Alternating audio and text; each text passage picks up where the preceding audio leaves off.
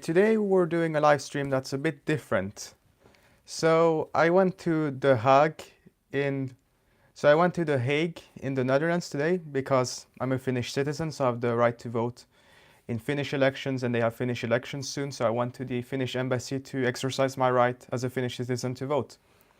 But uh, but while I was in the Hague today, I also went book shopping a bit, and I visited 4 different bookstores. Of those 4 bookstores, I got books in 3 of them.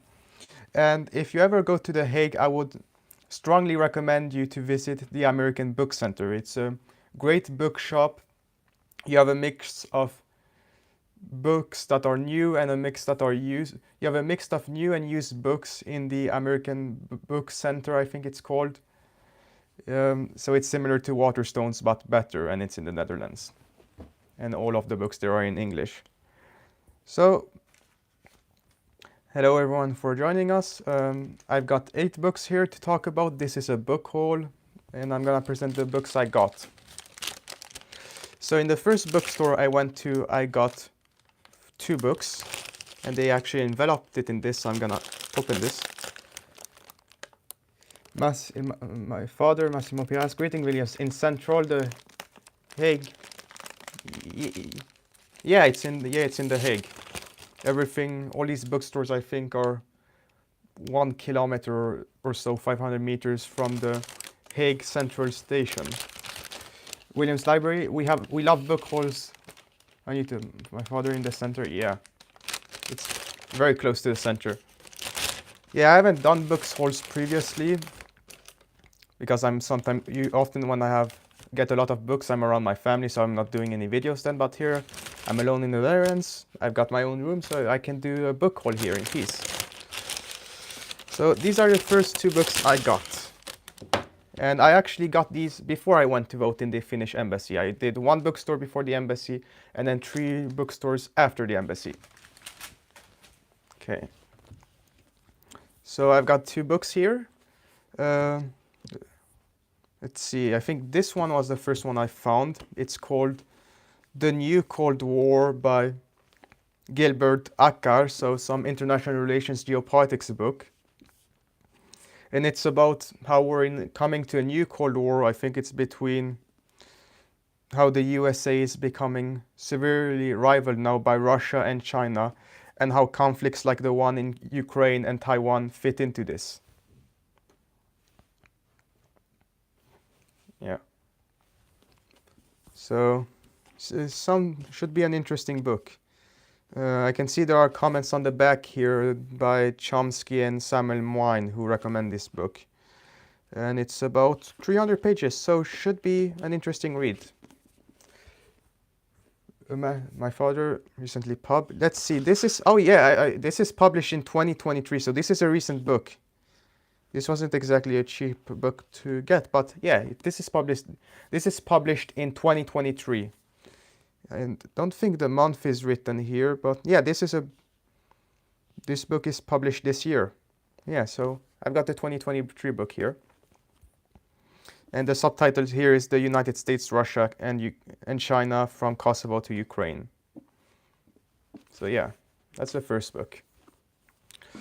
The second book I got is called Freedom and Unruly History by, what's her name? Annelien Dijin. And here's an interesting thing. I've actually seen this author. She's actually a lecturer, I think, at my university. One of the lectures in our early modern history course was by her. And there was also some democracy seminar event thing that I went to, and she was one of the speakers here. And she talked about her book a bit there. And what she basically argues in this book is that freedom equates to democracy, and that she states that the Anglo-Saxon American view of freedom, which is liberty from government, small limited government, is wrong. She thinks this is bad. So she equates in this book freedom equals democracy, which I would not agree with her, but well, hey, at least this is a book more about the history of democracy than freedom, you could say. So she talks about the ancient Greeks here, the Romans. She talks about talks about the small government people from the 19th century as reactionaries. So yeah, I'm gonna disagree with this book for sure, probably, but it's still gonna be an interesting read because I get to get the left-wing perspective as freedom. As you have the liberal and the socialist perspective of freedom. The liberal perspective views freedom as minimal government. The socialist perspective views freedom as democracy. So yeah, so those are the two books I got first before I went to the Finnish embassy. After that, I went to the Finnish embassy, and after the Finnish embassy, I went to the American Book Center, I think it's called, and there I got several books. So I got both new books and used books, mostly used books. So the only new book I got there is called The Great Convergence, actually, not Divergence, Convergence, by Kishore Mabuni, Asia, the West, and the Logic of One World. And I actually checked out, this author is Singaporean, interestingly, and Singaporeans have a quite objective view of the world, so it should be interesting. And this book is about solutions apparently to improving our global institutional order. And apparently this book is quite optimistic that we can actually have these reforms. So it's not a doomsayer book. So it should be interesting. It's recommended here by Farid Zakaria, Foreign Affairs, and the Financial Times. In the USA, let's see, Williams Library. In the US, there is a debate over democracy versus republic terminology, but no one should question the right to cast a vote in elections. Yeah, that democracy versus republic debate in the USA it's kind of weird. You could basically break it down that on the so-called democracy side, there's the belief that you should have proportional representation, so abolishment of the electoral college, and also want to get rid of checks and balances such as the Senate, which overrepresents some people than others, while the republic side in that American debate is more, it's not anti-democratic, it's more that you're federalizing power. So although you have a really democratic body called the House of Representatives, then you have the Senate, which represents the states instead of the people themselves. And then the presidency electoral college system is a mix of both democracy, but then the presidency electoral system is a mix between democracy and federalism. So yeah.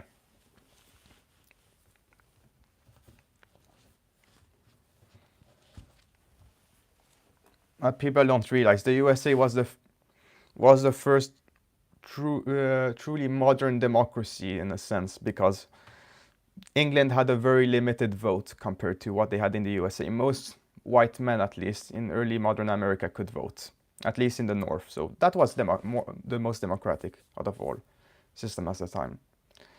Then I actually got some alternate history books also at the American Book Center, because they have a used book section. They have they have a separate level for that. And here I got the book 1632 by Eric. I got the book 1632 by Eric Flint. Let's see, this is published in 2000 actually.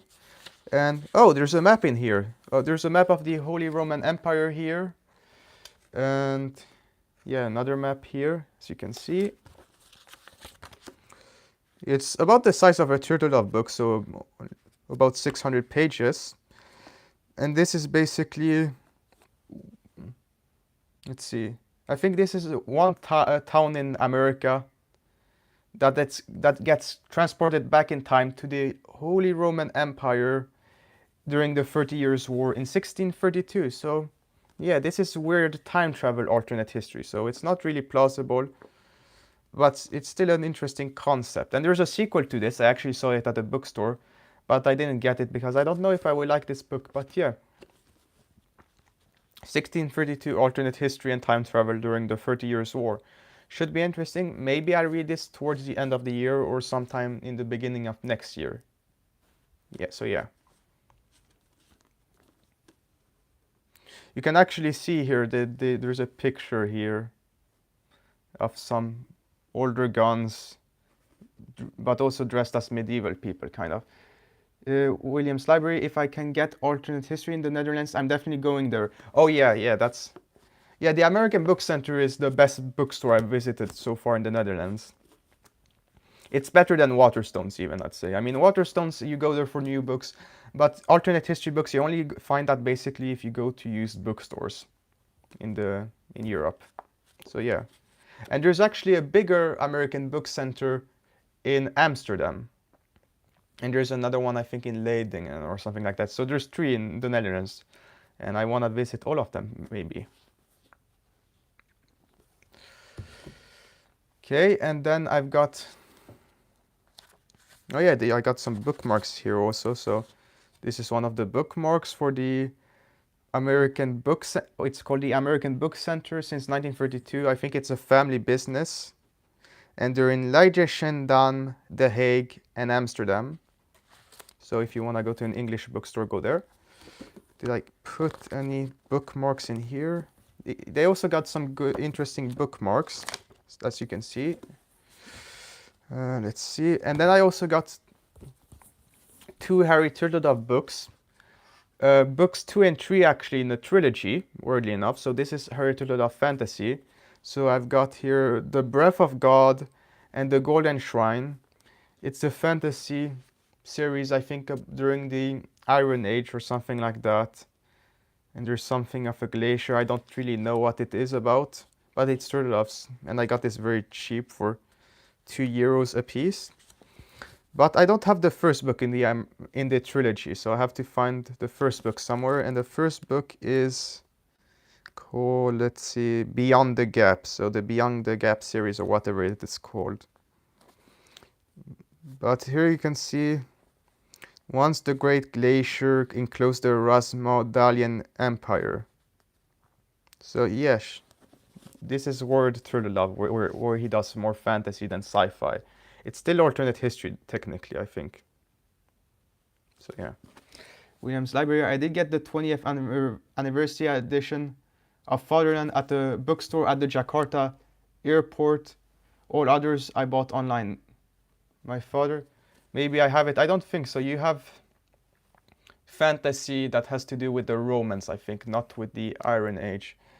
But yeah, there are some famous alternate history books that are at bookstores that are normal. So I've seen books like Plot Against America, Dominion, and Fatherland. Those books you can find in some regular bookstores. But apart from that, you're not gonna find Harry Turtledove or S.M. Sterling or any other small alternate history book outside of a used bookstore in Europe, at least. On the European continent. I don't know how it is in England. I know that in the USA you can find Turtledove in Barnes & Nobles if you're lucky, and Books A Million. But yeah, use bookstores if you want to find alternate history in Europe. I actually found some Harry Turtledove and S.M. Sterling books in Pelmel in Belgium, which is a used bookstore that's pretty good also. And then the final book I got here not from my shopping trip, but from this bookstore is The Bully of Asia by Stephen W. Mosher. Why China's Dream is the new threat to world order. And as you can see, I also got a couple bookmarks at this bookstore. See. Yeah. I don't know if you could read those, but yeah, this is basically a clearly very anti-Chinese geopolitics book that believes that the Chinese Communist Party is very dangerous for American interests, which I'm not sure how dangerous China is to the United States, but it would be interesting to get a more hawkish perspective. I've read The Avoidable War by Kevin Rudd, which is a quite moderate perspective on China. And then I've read Peter Zian, which views China as a non-entity, as a threat, really. So this is the other extreme of the Sino-US competition debate, you could say. Yeah. So those were the books I got at the American Book Center. Hey, by the way, when was this written? This was written in... Oh, this is a new book. This is from 2022. And then these Turtle Dove books, when were they from? So the first one here is from 2008. And the second one is from 2009. How about Great Convergence? That was from 2013. And how about that Freedom book? Let's see. That was from 2020. So I've got some pretty recent books here. Most of them have been, all of these books have been written in the 21st century. And here I've got the final two books that I got at another bookstore, in the third bookstore I went into. And there was some Philip K. Dick books at that bookstore which I thought getting, but I've already got one that I need to read, so I didn't bother getting it. But I got two books here. Both global politics books, one by Chomsky and one by Robert Kaplan. So I've already read one book by Noam Chomsky called Who Rules the World? And this one is by Williams Library. Will there be a review tomorrow? Yes, I was thinking this live stream was originally in my head supposed to be maybe a video, but I thought it was better to be a live stream. But tomorrow there will be that book review of Harry Turtledove Through Darkest Europe. That book review has been recorded. It's ready to go. It will come out tomorrow at 8 o'clock as usual. And then the week after will be a Thomas Sowell book review, and then the week after that it will be that book tag I was supposed to do. Williams Library, thumbs up, yeah. So I don't like Chomsky at all. He's a Cambodian genocide denier. He also denies genocide in Bosnia. However, he does offer an alternative perspective on global politics, which is, it's important to get an alternative perspective. So this is more of the left-wing, far-left perspective.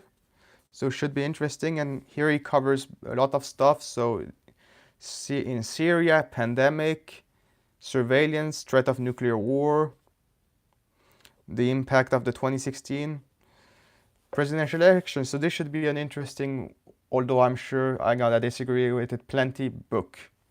And this I would probably review next year, not this year. I've already got plenty of global politics books to review. And I also got another bookmark here. And I can see actually, oh, this was the Mayflower Bookshop.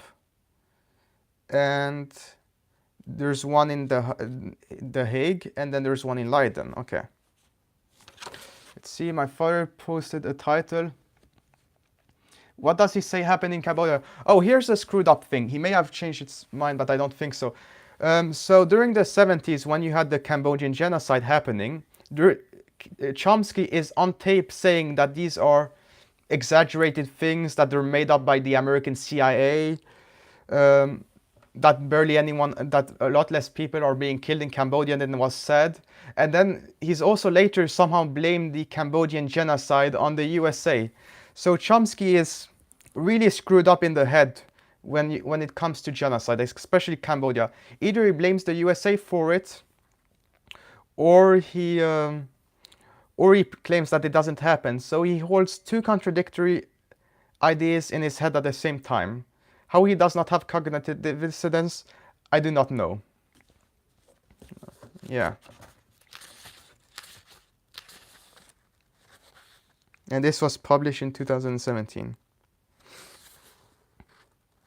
But yeah, I don't like Chomsky. There are a few political thinkers I don't really like. I don't like much. Chomsky is one of them.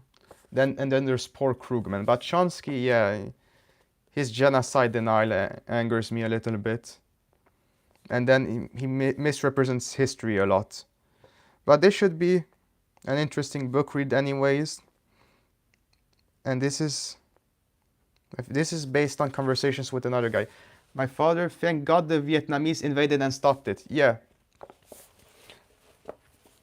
Yes, the thing with communists is that you have communists, that are bad, but they're not really evil per se. They're just misguided. And then you have communist countries that are pure evil.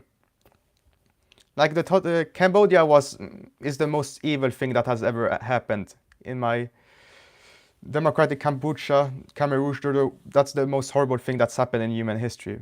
My father, they are tough guys. Yeah, Vietnamese are tough guys, and they also stopped the genocide in Cambodia.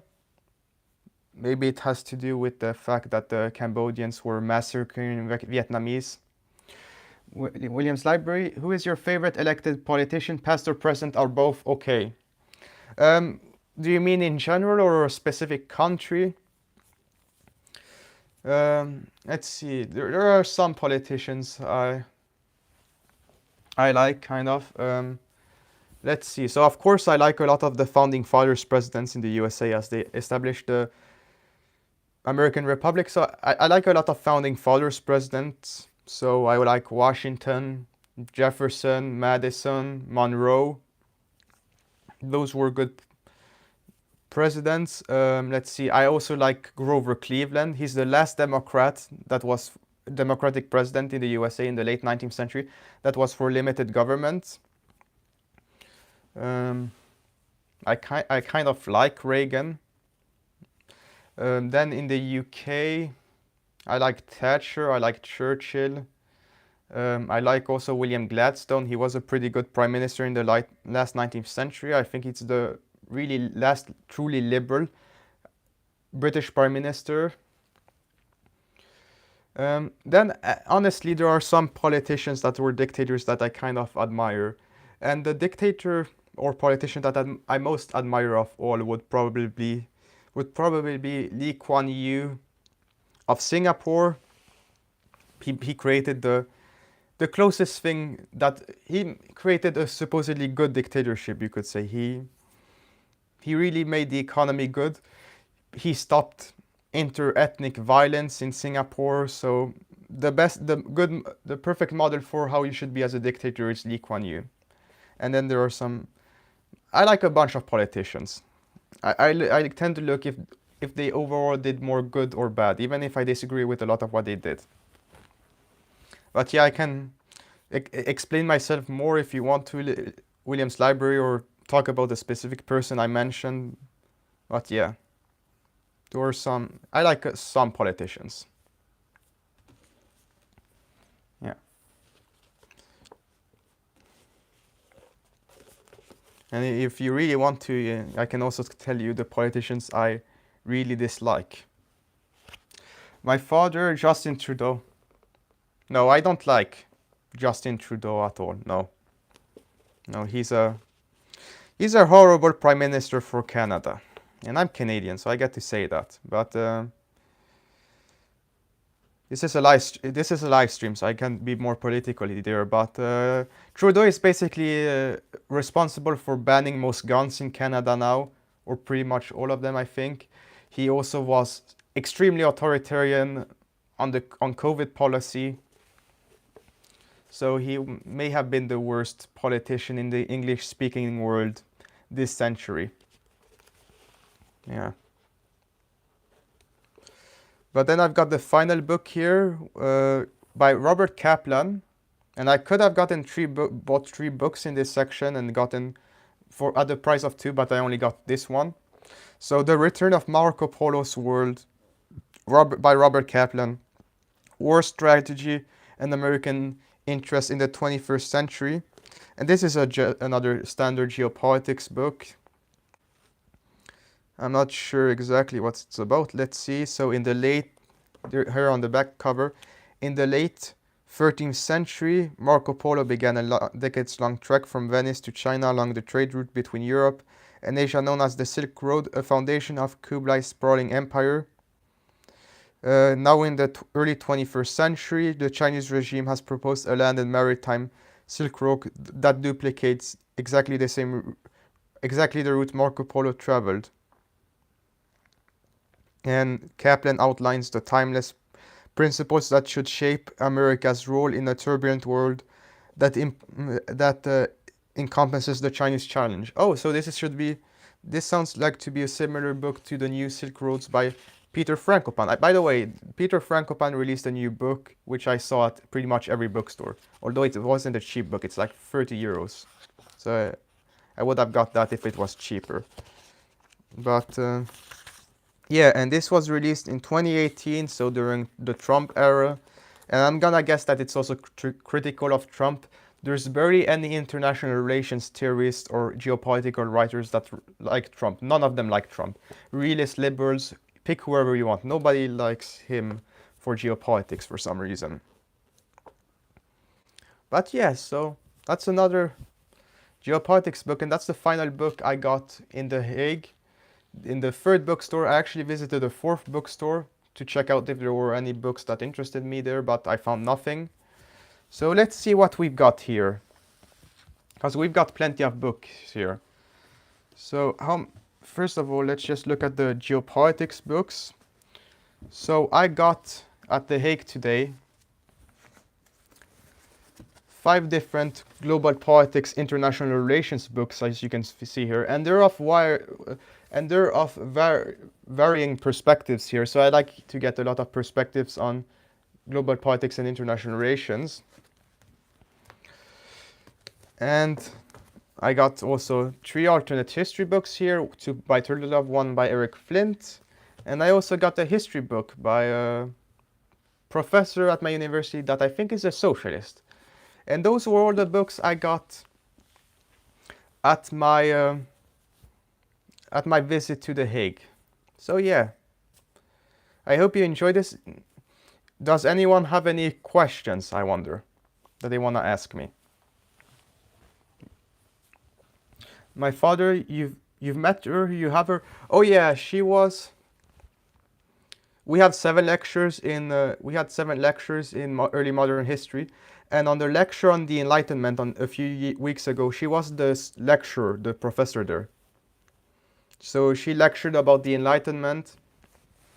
She talked about the Enlightenment and the different thinkers here and equality of man and liberty. But then she also went on a tangent. Oh, but this Enlightenment also justified gender and racial discrimination. My father, nice to meet published people. Oh yeah, so a lot of the lecturers we've met, they have published books, and what my university does is that they assign articles written by professors, and those professors have written their own books. So we've actually read a lot of introductions to books by our history professors. And I want to read her book by Anneline de Dien. Eventually, I don't know when I'm gonna read it, but someday, because I wanna write my own history book on the history of liberty. But I checked out my library, my university library. There's not her book there for some reason, so I had to purchase it myself. But we have a lot of decent, good Dutch historians. And even if you don't agree with them, they're still interesting people. I haven't spoken to her, but I've been in the same room as her twice. Yeah. So let's see, are there any questions? Williams Library. I met the former Prime Minister of Latvia in Indulis Enmis, the world's first Green Party Prime Minister in 2004. My father, make sure you tell her you bought her book. Well, I won't see her again probably, but if I ever speak to her, which could happen, who knows? Maybe I get a course where where she's my teacher or something. Then I can say I got her book. I did tell other students that I want to get her book, but I haven't spoken to her yet. And I'm not sure if she works at my university or she was just visiting, but I think she works there. Let's see. A comment. Oh, and by the way, Williams Library, I went to another democracy event, what was it, last week? And the US ambassador there, the US ambassador to the Netherlands was one of the speakers. And I actually got to shake the hand of the American ambassador to the Netherlands, which was pretty cool. And I told her that I like the USA. She replied that she also likes the USA. She's originally from Kashmir, so I don't remember her name, but I'm gonna pull her up, what she's called, because I'm really proud that I actually got to shake the hand of an American ambassador. And it's pretty cool, Williams Library, that you got to meet a prime minister from Latvia. Williams Library, nice, yeah. Yeah, it's fun to meet fellow politicians, or other politicians. What happened to the live stream?